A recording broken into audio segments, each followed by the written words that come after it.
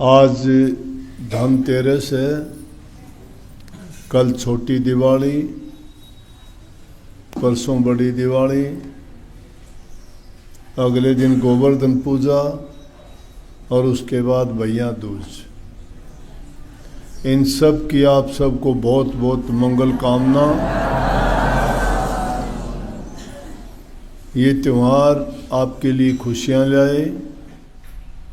जैसा कि आप सबको पता है कि सब त्योहारों में सबसे बड़ा त्यौहार, सबसे ज़्यादा खुशी देने वाला त्यौहार दिवाली को मनाते हैं। आज धनतेरस का दिन है। धनतेरस को लक्ष्मी पूजन का विधान है। आज के दिन घरों में कोई नए बर्तन खरीद के लेके आता है, कोई सोने चांदी के आभूषण खरीदता है, कोई वस्त्र खरीदता है।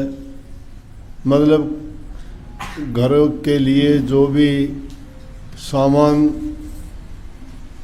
लेना चाहते हैं, आज के दिन लेना बड़ा शुभ कर मानते हैं। शास्त्रों का तो पता नहीं, लेकिन मैं जहाँ तक सोचता हूँ, मेरे अपने विचार हैं ये कि धनतेरस का वास्तविक मतलब तो ये होना चाहिए कि जब श्री रामचंद्र जी लंका में रावण वध करके माता सीता को लेके आने का समाचार जब अयोध्या में भेजा गया तो अयोध्या वासियों को बड़ी खुशी हुई। खुशी का कारण आप सब जानते हैं कि श्री रामचंद्र जी को 12 वर्ष का वनवास मिला था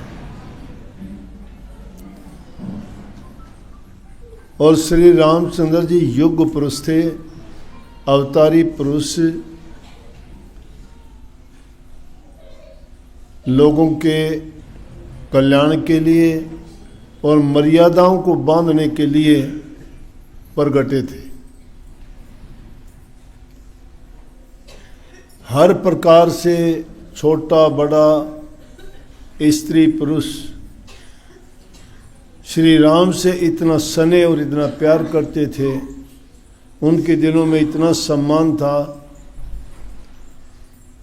कि उनको देख के ही इतने आनंदित हो जाते थे दर्शन करके। क्योंकि नेक इंसान कोई भी हो, नेक काम कोई भी हो, नेक बात कोई हो, कोई भी खुश या ऐसा अवसर हो जिसमें खुशी हो, वो सबको खुशी देने वाला होता है। लेकिन जब उनको हुक्म हुआ कि 12 वर्ष आपको वनवास में जाना पड़ेगा, रामायण घर घर में बच्चे बच्चे जानते हैं कारण भी, लेकिन उस सारी लंबी चौड़ी बात की ओर ना जाके सिर्फ इतना है कि दिवाली का त्यौहार मनाने का कारण यही था कि जो प्रजा के इतने प्यारे थे वो 12 वर्ष तक उनसे दूर रहे और उस दूरी के दौरान कुछ लोग तो उनको जो विदा करने के लिए गए और साथ ही जाना चाहते थे, श्री रामचंद्र जी ने उनको मना कर दिया। तो अयोध्या के पास में सरयू नदी का किनारा है, उस तट के ऊपर ही बैठ गए। उन्होंने अपने घर बार छोड़ के वहीं डेरे लगा लिए, अपने झोंपड़े डाल लिए और 12 वर्ष तक वो अयोध्या में नहीं लौटे। बोले कि जब श्री रामचंद्र जी आएंगे तभी हम अयोध्या में वापस आएंगे, उसके बिना अयोध्या नगरी सुननी है, हमारे हृदय सुनने हैं, हमारी खुशियाँ आनंद सब कुछ उनके पीछे चला गया। अब उनका हुक्म नहीं माने तो गलत है, उनका हुक्म मान के हम यहीं रुके रहेंगे लेकिन वापस अयोध्या नहीं जाएंगे। इंतज़ार करते रहे। जब संदेशा मिला कि श्री रामचंद्र जी फलां दिन दिवाली के दिन अयोध्या में वापिस आ रहे हैं, तो उस खुशी में लोगों ने क्या किया, अयोध्या नगरी में दीपक तक नहीं जला 12 वर्ष तक, कोई खुशी नहीं मनी। आज जैसे खुशी मनाते हो बच्चा पैदा होने पे, उनका जन्मदिन आने पे, कोई ब्याह शादी करने पे, मकान बनाने पे, कोई नया काम नहीं किया। इसीलिए जब भी कोई बात होती है, घर में अंधेरा होता है, तो हम उसको अपशगुन मानते हैं। आज भी अपशगुन मानते हैं। अगर देर से कोई दिए जलाते हो, घरों में प्रकाश नहीं करते। अब इस चीज़ का भी एक बहुत अलग महत्व है, वो भी दूसरी ओर को जाता है। जिस प्रकार से बाहरी दुनिया के अंदर हम प्रकाश करते हैं, देखते हैं, कितना महत्व है। ये प्रकाश होते ही हर चीज़ की चमक दमक, वास्तविकता, असलियत हमें नज़र आने लगती है। तो क्या था कि जब अयोध्या नगरी में पता लगा तो लोगों ने अपने घरों को सफाई कर डाली। आप जी करते हो ना, लिपा पोती करते हो, रंग रोगन करते हो, भारी झाड़ी निकालते हो, घर के जाड़े उतारते हो, पशुओं तक के सींग रंग डालते हो, नए कपड़े नए वस्त्र पहनते हो, नई चीज़ खरीदते हो। इसलिए इसको तेरस को धन इसलिए मान लिया कि वो संदेश मिला था लक्ष्मी का पूजन हो जाएगा, घर में लक्ष्मी आएगी। लक्ष्मी तभी आएगी ना हर ओर से सफाई हो। ये तो बात नहीं है कि गंद मंद बिखरा हुआ और वहाँ कौन जाएगा, आदमी भी जाना पसंद नहीं करता, तो माता लक्ष्मी कैसे चली जाएगी। इसलिए इस दिन लोगों ने खरीदारी की, घरों में सब सामान नया ले आए, पुराना था तो भी। तो इसलिए पहली चीज़ तो यह, आज के दिन कोई ना कोई नई चीज़ ज़रूर खरीदनी चाहिए, चाहे ज़रूरत ना हो तो भी उससे लक्ष्मी माता प्रसन्न होती है। सब लोग देखोगे बाज़ारों में भीड़ लग जाती है, नंबर नहीं लगता। सुनारों की दुकान पर गहने बिकते हैं, बर्तनों की दुकान से बर्तन उठा लेते हैं सब, कपड़े की दुकान से कपड़े लेते हैं, जो भी और ज़रूरत की चीज़ें हैं इसी दिन सब बहुत खरीदारी करते हैं। कहते हैं दिवाली को लेंगे। और अपने तो कहावत है, यूँ कह देते कोई भी बात हो बोले भाई ये काम समय दिवाली कार्तिक बात, कि अब तो दिवाली का जब टाइम आऊगा कार्तिक में जाके बात करेंगे, है कि नहीं। तो इस दिन तो खरीदारी का है। फिर घरों में अंधेरा, घोर अंधेरा था, लोगों ने दीपक नहीं जलाए ना। और जब खुशी का पता लगा तो एक नहीं पहले दिन तो थोड़े लगाए, वो छोटी दिवाली कहलाई। और दिवाली के दिन जितने जिससे हो सके होड़ लगी, सबके घरों में घी के दिए जलाए। आजकल तो लाइट लगा लेते हैं, लाइटों का रोशनी हो जाती है, सुंदर लगते हैं, रंग बिरंगे हैं, सजावट है। ये भी सजावट करना भी बहुत अच्छी बात है। सजावट सुंदर लगती है देखने में, सुंदर लगेगी तो खुशी भी मिलती है, उसी के लिए सारे काम किए जाते हैं।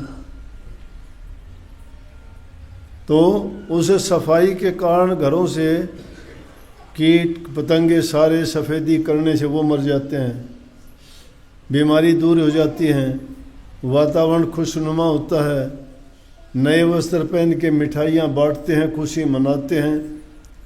रूठे मुँह को भी लोग मनाने का प्रयास करते हैं, सबके घर में मिठाई बांटते हैं, वो उसको देता है, वो उसको देता है, कितनी खुशी।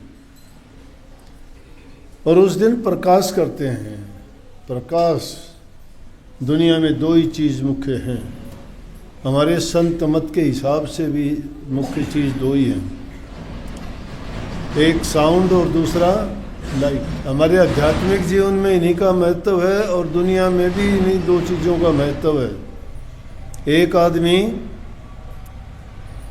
भटक जाता है जंगल में, कहीं भी गहरा जंगल है, नहीं पता कहाँ जाऊँ, कैसे जाऊँ, कैसे उस जंगल से बाहर निकलूँ। तो उससे निकलने के लिए उसके पास दो ही तरीके हैं, या तो उसको कोई आवाज़ सुने, आवाज़ सुन के उस ओर निकलेगा, उसको पता है उस ओर आवाज़ हुई है तो कोई न कोई बस्ती है, कोई आदमी है, कोई गांव है, उसको सुन के जाएगा। या प्रकाश हो, अंधेरे में तो कुछ सूझता नहीं ना, सूझता कब है? जब प्रकाश हो। आंखों से नहीं दिखाई देता, दिखाई प्रकाश से देता है। प्रकाश ना हो तो दिखाई नहीं देता। आंखों भी कहते हैं ना कि रोशनी गई आंखों की, मतलब प्रकाश से ही दिखाई देता है। अंदर में भी हमारे दो ही चीज काम करते, शब्द और प्रकाश। जब अभ्यास की उस दशा में आप चले जाते हो, जब शारीरिक मंडलों से ऊपर उठ के आध्यात्मिक ऊंचे मंडलों में जहाँ जाते हो, तो वहाँ तुम्हें शब्द सुनाई देता है। शब्द को पकड़ के शब्द की ओर ही आगे बढ़ते हो। प्रकाश जब दिखाई देता, प्रकाश हमारा रूप है, हमारी पैदाइश प्रकाश से ही है। वो परमात्म शक्ति भी प्रकाश रूप ही है। जब हृदय में प्रकाश हो जाता है, अंधकार मिट जाता है, तो हमारे पाप कर्म, खोटे कर्म, बुरी सोच, वो सारे के सारे उसी प्रकार से सफाई हो जाती है जिस प्रकार से दिवाली के दिन घरों को साफ कर देते और सजा देते हो। गुरु के नाम से हमारा हृदय सजाया जाता है। उससे जो प्रकाश और शब्द प्रकट होता है, उससे उसमें छुपे हुए हमारे कर्म और कर्म का परिणाम वो साफ होता है। इसलिए बार की दिवाली तो साल में एक बार मनाते हैं। स्वामी जी महाराज ने वाणी में कितनी स्पष्ट बात कही कि संत दिवाली नित्य करें सतलोक के माँ। संत दिवाली रोजाना कैसे करते हैं? दिवाली का मतलब प्रकाशित हर्ष, उल्लास, खुशी। जब हम अंदर में रूहानी मंडलों में जाते हैं, वहाँ प्रकाश को देखते हैं जो स्वयं प्रकाशी है, जिसमें घी, बत्ती, तेल और अग्नि जलाने की जरूरत नहीं।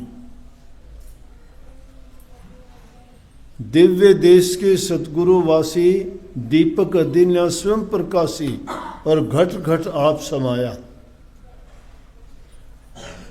वो स्वयं प्रकाशित है दीपक। तो दिल का अंधेरा दूर हो जाता है। तो सिर्फ बार की खुशी को देखने की ना करो, तो रोजाना सत्यलोक में दिवाली मनती है संतों की।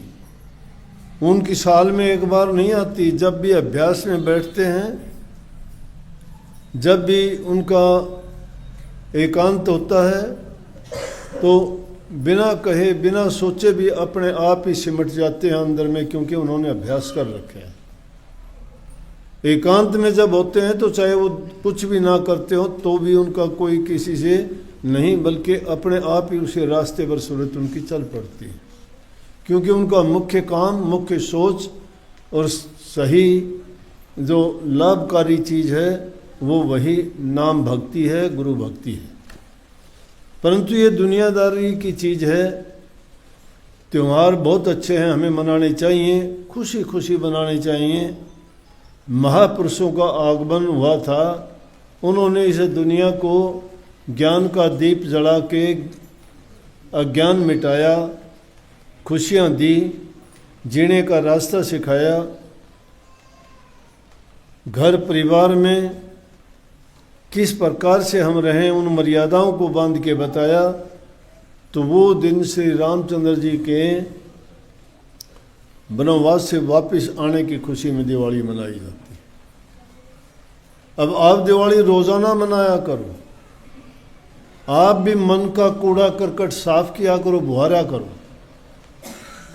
जो मन के अंदर ईर्ष्या, द्वेष, पाप, कर्म, निंदा, चुगली और बुराइयां छिपी हुई हैं, बहुत कम लोग ऐसे हैं जो अपने आप को देखते हैं। दूसरों को तो बहुत अच्छी तरह देख सकते हैं, क्योंकि हमारी दृष्टि बाहर मुखी है। ये दृष्टि जिस दिन अंतर्मुखी हो जाएगी उस दिन आप अपने अवगुण और गुण देख लोगे। फिर अपने गुणों की आप गुणगान नहीं करोगे, अवगुणों का करोगे। जिस प्रकार से महापुरुषों ने अपने अवगुणों को, सब ने, किसी ने, संत ने कुछ कहा, किसी ने कुछ कहा। किसी ने कहा मैं नीचों का नीच, किसी ने कहा मैं बांदी जाम गुलाम। क्यों कहा उन्होंने ऐसा? उन्होंने अपने अवगुणों को पहचाना। उन्होंने ये नहीं कहा मैं परम संत। उन्होंने झंडे नहीं बांधे कि आओ मत्था टेको मुझे, मैं पूर्ण हो गया, मैंने सब कुछ प्राप्त कर लिया। नहीं, उन्होंने तो कहा कि ऐसे नन्हे होके रहो जैसे नन्ही दूब, और घास सब जड़ जाएंगे, दूब खूब की हो।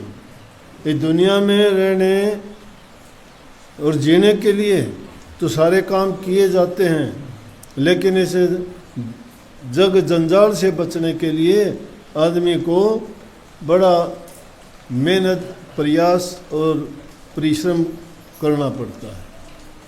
प्रयत्न सब करते हैं, लेकिन गुरु की शरण में आके जो प्रयत्न किया जाता है, जो परिश्रम किया जाता है, वो फलित होता है, फलीभूत होता है।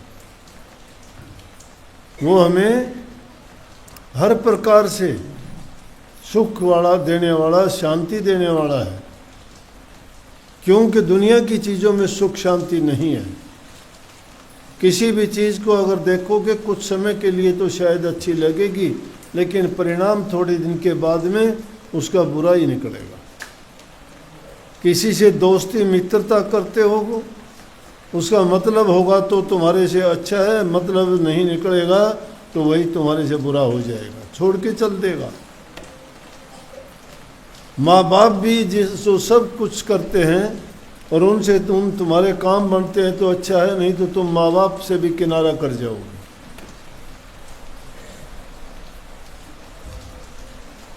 शिष्य भी गुरु के साथ अपने स्वार्थ के लिए जो जुड़ता है, स्वार्थ पूरा होता है तो ठीक है, गुरु भी अच्छा, नाम भी अच्छा, सत्संग भी अच्छा, नहीं तो गुरु की शक्ल देखना भी पसंद नहीं करता।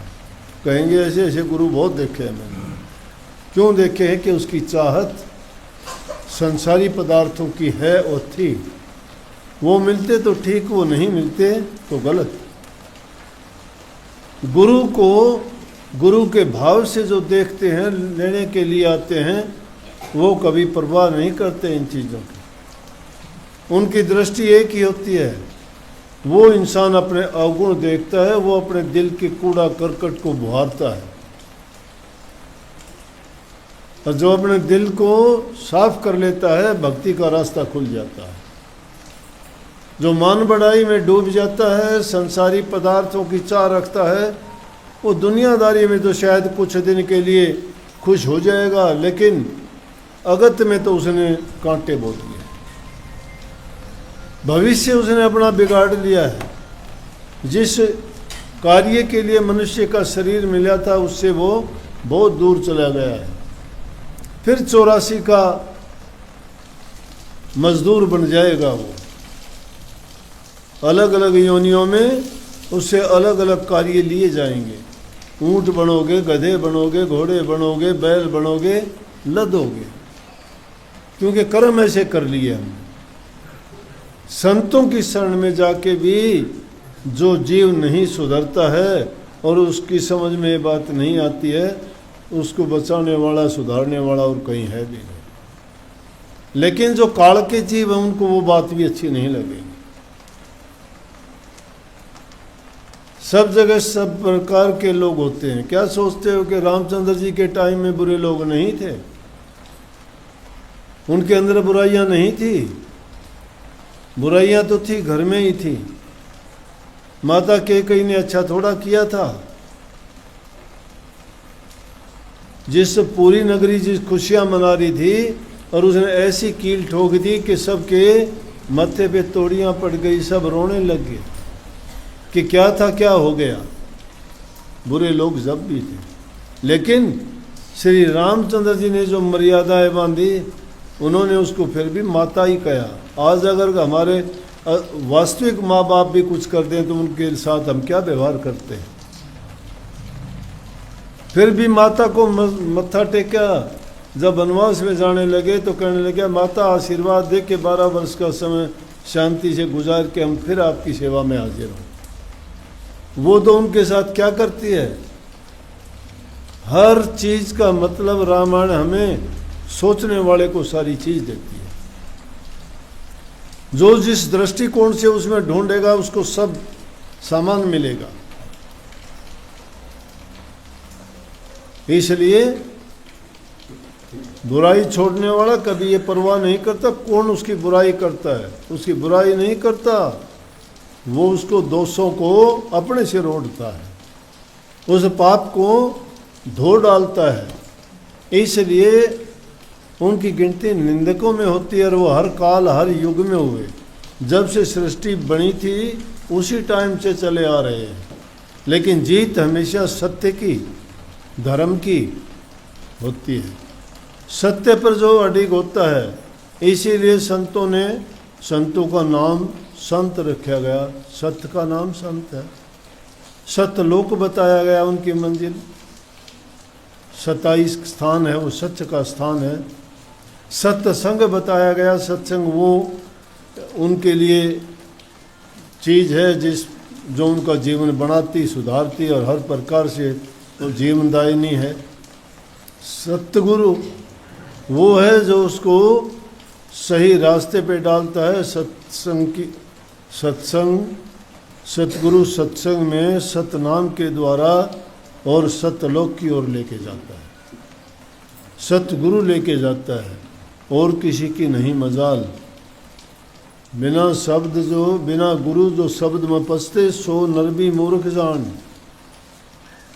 यहाँ बुद्धि का ज्ञान का खेल नहीं है, करनी का है। करनी जो अच्छी करता है, बुराइयों को त्याग देता है, वही दुष्ट रावण से जीत जाता है और उसी के हृदय में खुशी मनाई जाती है और उसी का हृदय प्रकाशित होता है। बहुत बहुत सबको आशीर्वाद। पुनः आपकी बहुत बहुत दिवाली की मंगल कामना।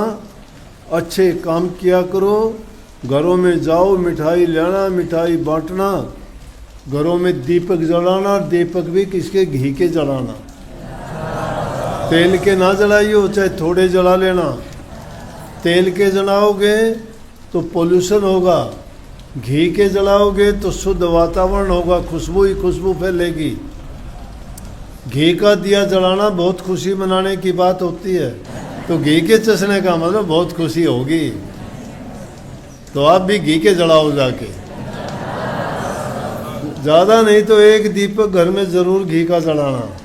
बहुत समझ के साथ। ये त्यौहार ऐसा है कि बेसमझी में कईयों की कोई पटाखे चलाते हो, फूलझड़ी चलाते हो, छोटे बच्चों को दे देते हो, आँख में लग जाएगी। उनको छोटे बच्चों का ये लाड नहीं है, उनको और चीज़ें देने की बहुत है। इन चीज़ों से दूर ही रखना। दीपक कोई जलाओ तो उसको भी सोच समझ के ऐसे जगह पे रखना, कोई लकड़ी, अलमारी, कोई टेबल, कोई कुर्सी, कोई कपड़ा आसपास ना हो कि जिसके कारण कभी वो आग पकड़ जाए। काफ़ी ऐसी दुर्घटनाएं होती हैं। इसलिए हर चीज़ समझ के साथ जब भी कोई काम ऐसा करो तो उसके लिए सावधानी बहुत ज़रूरी है। बहुत बहुत पुण्य आशीर्वाद, बहुत बहुत सबको आशीर्वाद। राधा स्वामी।